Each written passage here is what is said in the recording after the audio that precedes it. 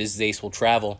Today, we're going to be talking common mistakes travel trailer owners make within their first year, or heck, when they have their trailer for a while. These mistakes can happen out of the blue just by simply being tired or just not thinking. Hate to call them stupid mistakes, but I'll tell you, I've made every single one of them. But before we get further, subscribe. Hit the subscribe button. Hit the bell icon so you know when we got new content. Got a lot more coming your way, so just be prepared. Subscribe. Subscribe now. Without further ado, let's get to it.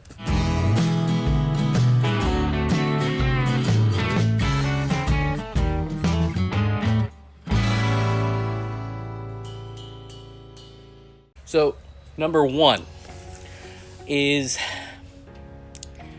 moving your hitch and ball without proper footing attire.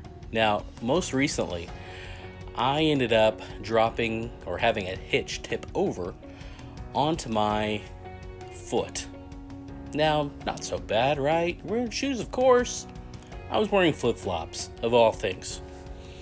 It happens. And needless to say, without it dropping from a very tall height, the thing is heavy. And, well, I thought my foot was broken. See? Didn't look good.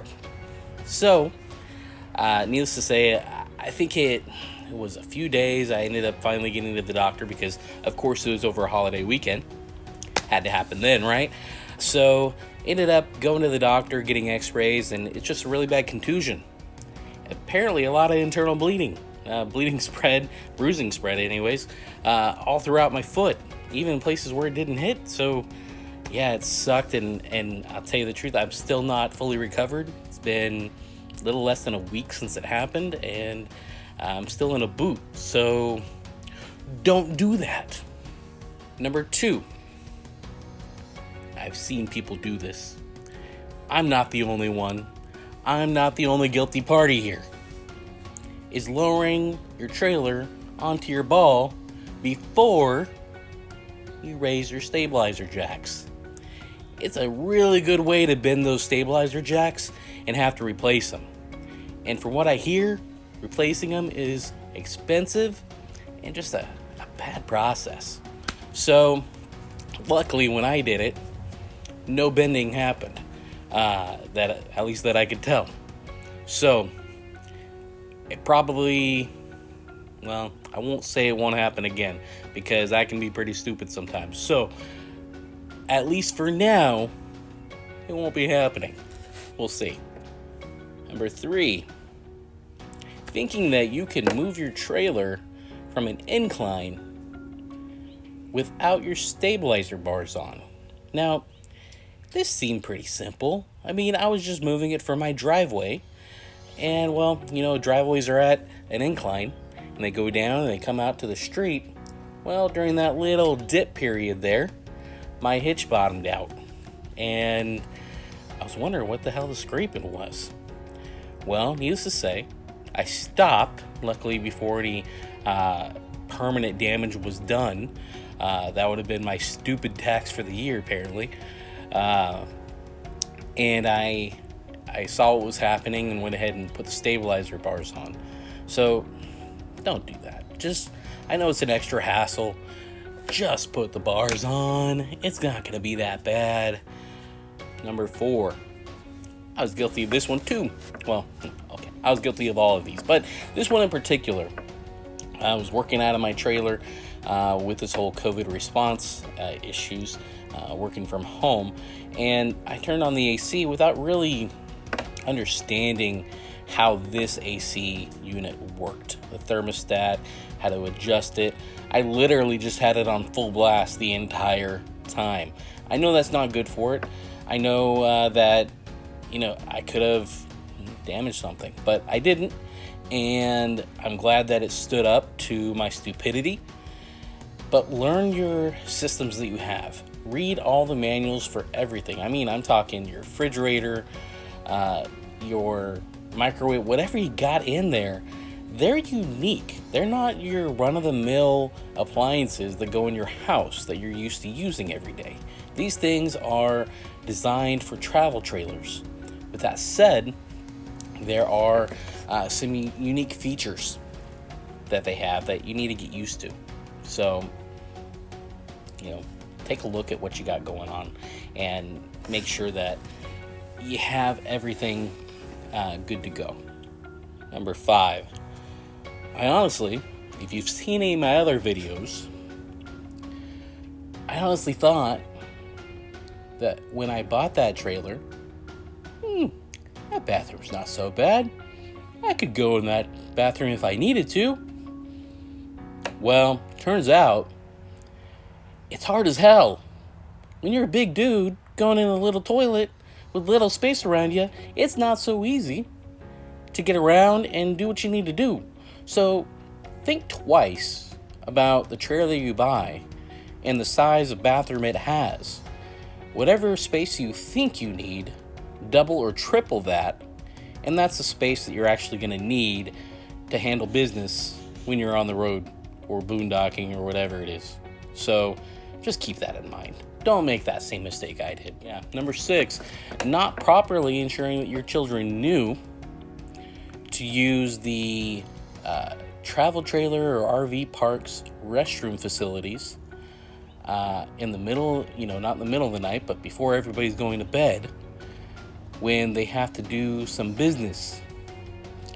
Needless to say, with a fan going on in that bathroom, and just it aerated out throughout my entire trailer.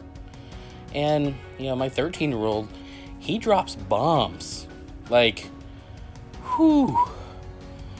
Yeah.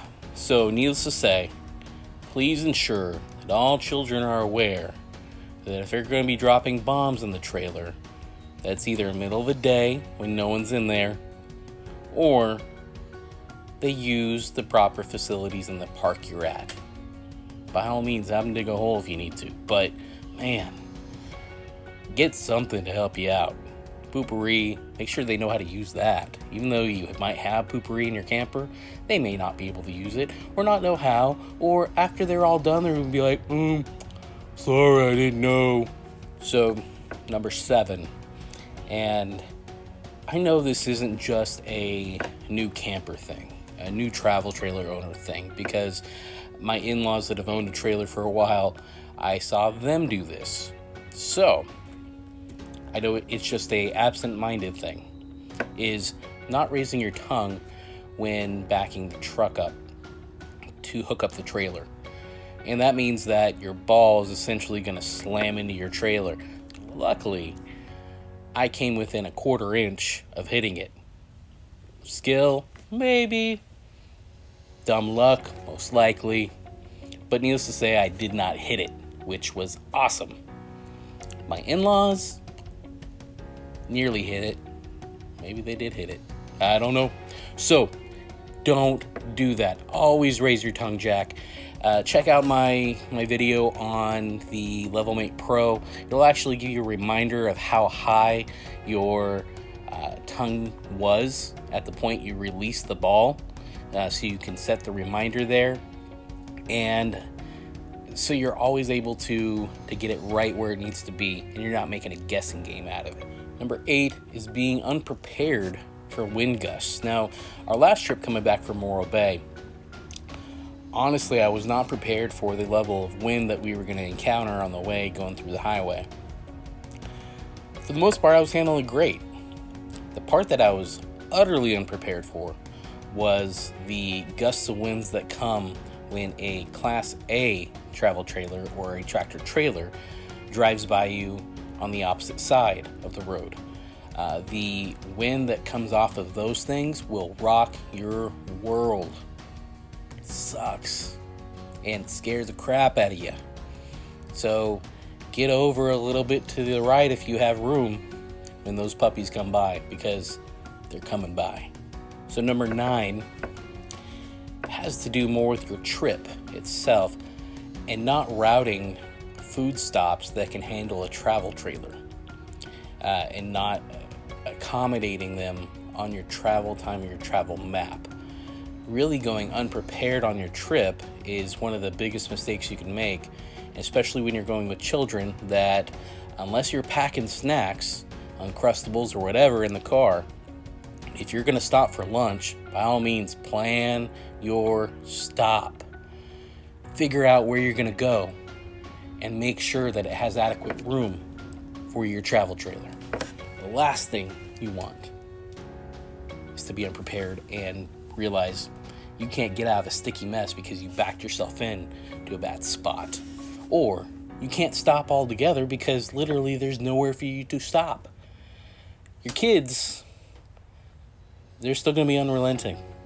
They're still going to be like, I'm hungry, I need something. So pack some snacks just in case you can't stop. But by all means, try to figure out where to stop if you can. And if you've known the route before, make sure that that stop is good to go. Number 10 is double checking that you're good to go before you actually pull out. Now, this has to do with making sure all doors are shut, all cubbies are locked, your lights are plugged in. I say this because I've gone down the road and noticed that my door rail, the handle, the railing that goes up to your door, your front door, your trailer, was out, and it was out for some time. That's happened once, twice. Next was a cubby door, an exit door that we had on the side of our trailer. Apparently started flapping open. Now, funny thing is, it was locked, so it just didn't get shut tight enough. And the last one was before, we just started pulling out of the driveway, and I thought, I need to check the lights just to make sure. And sure enough, I had not plugged it in all the way. Is why my trailer brakes weren't responding, so that gave me the first clue.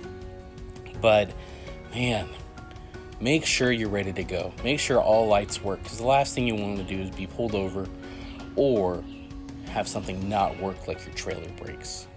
So learn from my stupidity, people. Don't make these same mistakes.